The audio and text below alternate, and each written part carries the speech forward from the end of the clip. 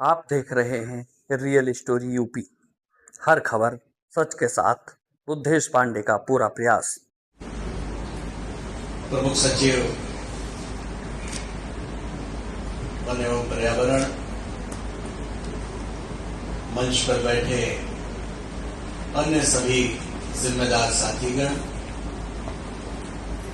जहां ये कार्यक्रम आयोजित हो रहा है, दुधवा के डीडी महोदय, लखीमपुर खीरी जनपद के नॉर्थ और साउथ के डीएफओगण,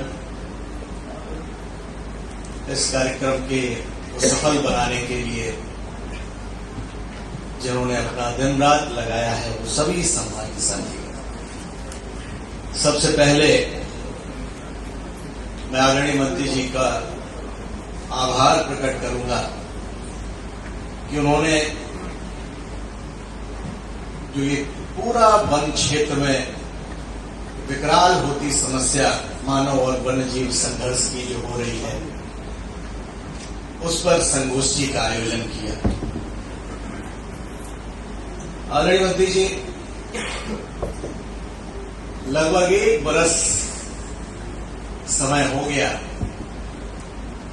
आदरणीय केंद्रीय मंत्री जी भूपेंद्र यादव जी इसी दुधवा में आए थे।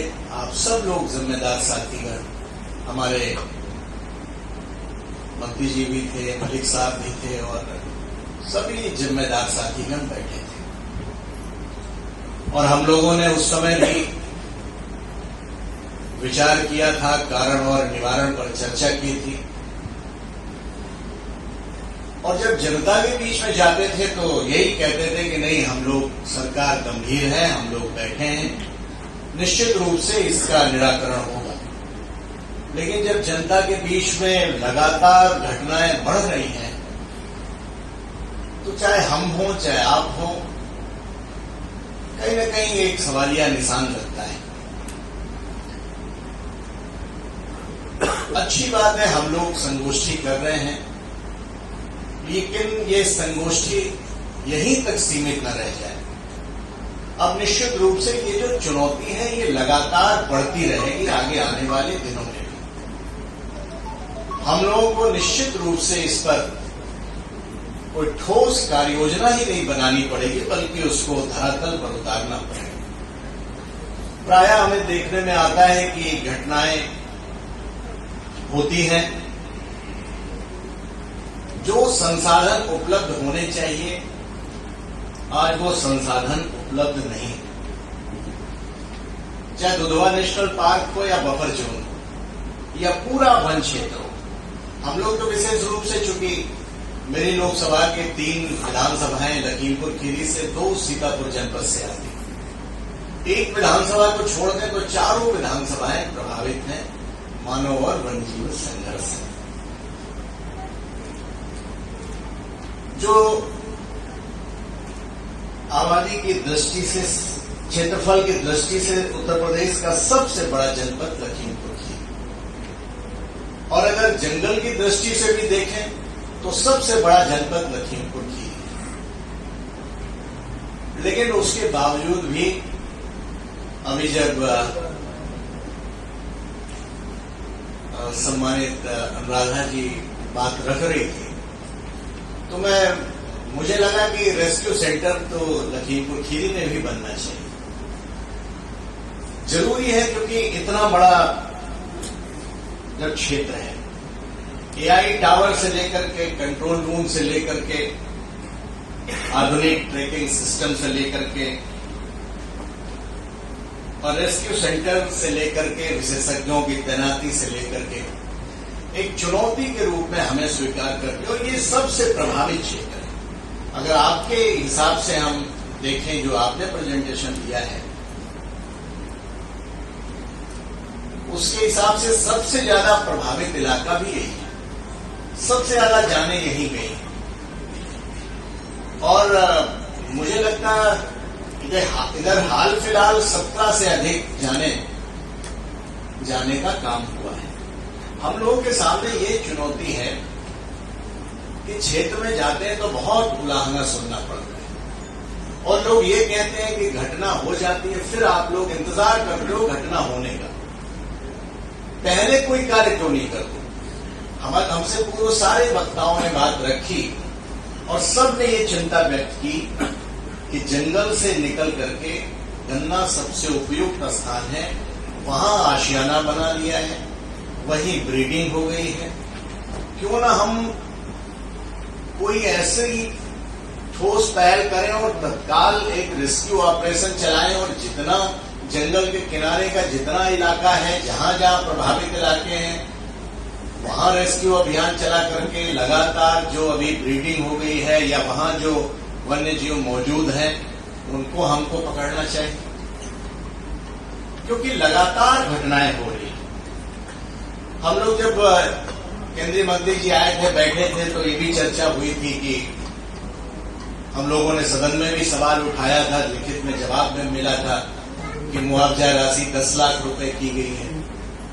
और माननीय मंत्री जी ने भी आदरणीय डॉक्टर साहब को निर्देशित किया था कि यूपी सरकार जीओ जारी करे और 10 लाख रुपए मुआवजा राशि दी जाए। हालांकि 10 लाख रुपए भी कोई जान की कीमत नहीं है, लेकिन फिर भी अगर पीड़ित परिवार के आंसू पोंछने में काम आते हैं, अगर उसमें क्यों देरी हो रही है मुझे नहीं पता। अगर मंत्री जी प्रयास करके अगर वो जारी करा देंगे तो निश्चित रूप से उन पीड़ित परिवारों को दुआएं भी मिलेगी, उनके हम लोग आंसू पोंछने का काम करेंगे। जो चर्चा हुई आपकी, जो आप बाघ मित्र और गज मित्र, आपने कहा 2000 के आसपास लोग काम कर रहे हैं। मेरे हिसाब से ये संख्या बहुत कम है। तमाम नौजवान मिलेंगे आपको ग्रामीण इलाके से, उन्हें न हम कोई पारिश्रमिक दे पाए, अगर हम उन्हें ट्रेंड कर दें कि कैसे वन्य जीवों से रक्षा करनी है, जागरूकता फैलानी है, और मुझे लगता है जब वो ट्रेंड, जब स्किल हमारे पास आ जाएगी तो ग्राम पंचायतें अपने मनरेगा से या डीवीजी राम जी से भुगतान करके उनको पारिश्रमिक दे करके उनको ग्राम सभा में नियुक्त भी कर देंगे। मुझे लगता है उससे रोजगार भी मिलेगा और कहीं ना कहीं इससे हम लोग रक्षा भी करने का काम करेंगे। मेरे मन में कई बार प्रश्न आता है और जब प्रेजेंटेशन में आया कि बंदर को भी आप लोगों ने माना, और हमारे हिंदू धर्म में तो पूज्य भी मानते हैं, हनुमान जी का रूप मानते हैं। हम लोग दिल्ली गए तो दिल्ली में सबसे ज्यादा अगर कोई दिखा तो बंदर ही दिखे, और मैंने उन बंदरों को भूख से तड़पते हुए देखा है। तो कई छोटे मोटे फल मिल गए तो मिल गए। मैं भी सड़क से निकल रहा था तो एक बैनर लगा था दुधवा के बाहर ही, और लिखा था कि बंदरों को कुछ खाने की सामग्री देना दंडनीय अपराध है। क्या खाएंगे वो, आप बताइए। मैं तो इस बार सदन में इस बात को उठाऊंगा जरूर, क्योंकि मेरे मन में पीड़ा है बंदरों को लेकर के। उन्हें खाने की व्यवस्था नहीं है और किसान का तो नुकसान कर रहे हैं। कुछ लोगों ने पकड़ के जहां से इकट्ठा करके ट्रकों में भर करके गांव के गांव में छोड़ आते हैं। किसान की तो फसल नष्ट कर रहे हैं, लेकिन साथ ही साथ वो क्यों खेत की तरफ जा रहे हैं, उन्हें क्यों नहीं भोजन मिल पा रहा है। हमें इस पर भी चिंता करने की जरूरत है। हमें निश्चित रूप से, मैं तो सदन में सरकार से अनुरोध करूंगा कि हमें बंदरों के भी पोषण की व्यवस्था करनी चाहिए। एक सेंटर ऐसा बनाना चाहिए देश के अंदर कि जहां बंदरों का पालन पोषण भी हो सके। हम लोगों के, मैंने जैसे पहले कहा कि हमारे धर्म में तो बहुत, जैसे माँ गौ माता की पूजा होती है, वैसे ही बंदर भी हनुमान जी के रूप होते हैं और हम सब लोग हनुमान जी के मानने वाले लोग हैं। तो मुझे लगता है इस पर भी हमें पहल करने की जरूरत है। साथ ही साथ सिर्फ हम ये कहें कि चुनौती, आबादी बढ़ रही है, सड़कें बन रही हैं और वन्य जीवों की भी आबादी बढ़ रही है, इसलिए संघर्ष होगा, नहीं, हम इस जिम्मेदारी से नहीं बच सकते। जनता ने और आप सब लोग बैठे हो, हम जितने लोग यहाँ बैठे हैं, हम सब लोग जनता के सेवक हैं और जनता की दुख तकलीफ दूर करने के लिए ही ऊपर वाले ने हम लोगों को चुना है। सबकी विभिन्न विभिन्न जिम्मेदारी तय की, कब किससे क्या काम लेना है ये ईश्वर तय करके भेजता है।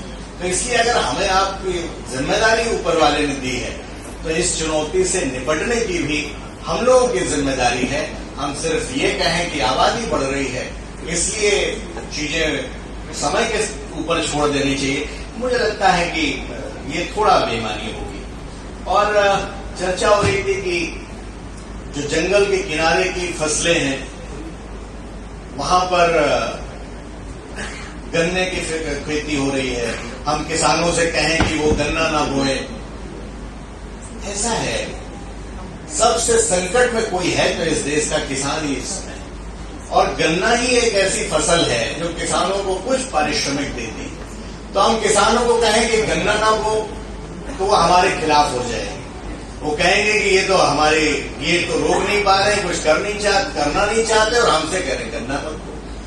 ठीक है, हम उन्हें कहें कि इसमें आप हमारा सहयोग करिए और कुछ ऐसी फसलें बोइए जो कि वन्य जीवों के लिए फ्रेंडली न रहे, तो उन्हें हमें और सरकार को कुछ प्रोत्साहन राशि देनी पड़ेगी। किसानों को कहें कि जो तुम्हें गन्ने में मिलता है वो सरकार का विषय है, तय कर लेगी कि कितना हम उन्हें प्रोत्साहन, अगर वो उनका जो नुकसान होता है गन्ना ना बोने से, अगर हम लोग उतनी प्रोत्साहन राशि सरकार दे दे तो शायद वो आसानी से तैयार हो जाएंगे।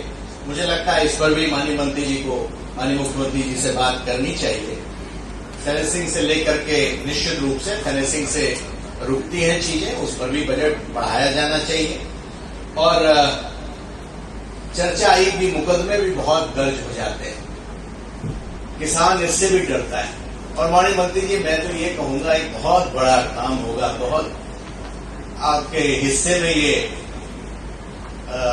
उपलब्धि जाएगी कि जो कोई बहुत गंभीर कोई घटना नहीं है तो बाकी जो भी मुकदमे ये दर्ज हुए हैं इनको अगर आप माननीय मुख्यमंत्री जी से बात करके अगर ये मुकदमे वापस लेने का काम करेंगे तो जो गांव का किसान है, जो निरपराध छोटी मोटी घटनाओं में जो कहीं ना कहीं मुकदमे में पेशी करता हुआ वो परेशान होता है, तो उससे उसको निजात मिलेगी। तमाम ऐसे हैं जो मुकदमे में दिन रात अपनी गाढ़ी कमाई खर्च कर रहे हैं। फिलिप्स को बहुत बहुत बधाई कि आप उजाला पहुंचाने का काम कर रहे हो, CSR के उनके जिम्मेदार लोग बैठे हैं। हम चाहेंगे कि और थोड़ा दायरा बढ़ाइए, कुछ हम लोगों के क्षेत्र में भी अगर उजाला करेंगे तो निश्चित रूप से हम लोगों को भी मदद मिलने का काम होगा। मैंने ज्यादा समय ले लिया इसलिए क्षमा प्रार्थी हूँ, और अगर मंच को कोई बात अन्यथा लगी हो तो मैं उसके लिए भी माफी चाहता हूँ। लेकिन हम लोगों को दर्द है, जब क्षेत्र में जाते हैं तो फिर जनता जरूर हम लोगों को कटघरे में खड़ा करती है। वो ये नहीं देखती कि आप किस दल से हैं, आपकी सरकार है कि नहीं है। जनता ये देखती है कि मैंने आपको प्रतिनिधि बना करके भेजा है। तो हम सब की सामूहिक जिम्मेदारी है कि जनता के हित में काम करने के लिए गुरुजी ने बहुत